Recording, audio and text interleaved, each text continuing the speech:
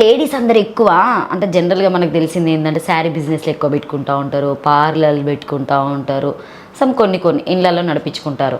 So ఇది చెయ్యాలని అంటే అసలు చికెను అంటే ఇప్పుడు మొన్నటి వరకు మనం చూసుకుంటే 2 months బ్యాక్ కూడా తగ్గడం జరిగింది బిజినెస్ అనేది. అంటే ఎత్తు అంటే ఏదైనా కష్ట సుఖాలు అన్నీ ఉంటాయి అన్నట్టు, అవన్నీ మీరు చూసి వచ్చారు కాబట్టి బిజినెస్లో సక్సెస్ అయిందని చెప్పొచ్చు.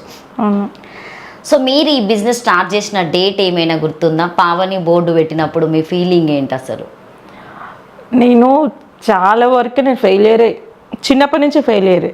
అసలు సక్సెస్ అనేది నా లైఫ్లో ఎప్పుడూ లేదు. చిన్న ఉన్నప్పటి నుంచి నేను అనుకునేది ఏది నేను సాధించలే. చాలాసార్లు నేను ఫీల్ అయ్యేదాన్ని, నాకంటే ఒక పేరు ఉండాలి. ఇప్పటికీ నేను అనుకునేది ఏంటి అంటే ఒకరి మీద నేను డిపెండ్ అస్సలు అవ్వను. నాకు అందరూ ఉన్నారు, అందరు సపోర్ట్ చేస్తారు, నా బ్రదర్స్ కానీ నా హస్బెండ్ కానీ అందరు సపోర్ట్ చేస్తారు. కానీ నేను వాళ్ళ సపోర్ట్ తీసుకోను, నాకు ఇష్టం అనిపించదు. చిన్నప్పటి నుంచి ఫెయిలియరే, స్టడీలో కానివ్వండి ప్రతి ఒక్క దాంట్లో నేను ఫెయిలియరే. సో ఏం చదివారు పావని మీరు? నేనేం చదువుకోలేదు, 10th వరకు. 7th లెక్కలు ఇట్లా రాస్తారు మరి అక్కడ?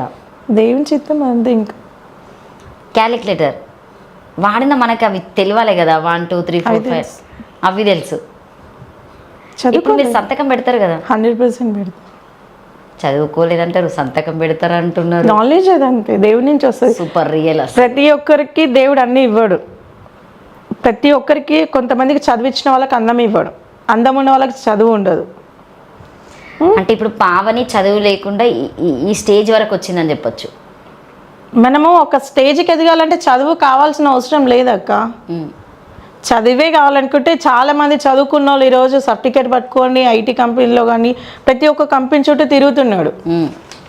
కానీ అతనికి సక్సెస్ లేదు. లేక తను ఏం ఆలోచిస్తాడు, ఒక మేల్ కానీ ఒక ఫీమేల్ కానీ నేను ఇంతే, నేను చనిపోవాలి, ఇంకా నేనేం సక్సెస్ కాను. చదువుకోని వాళ్ళే సక్సెస్ అవుతున్నప్పుడు నువ్వెందుకు అలా ఆలోచించాలి? ఆలోచించొద్దు.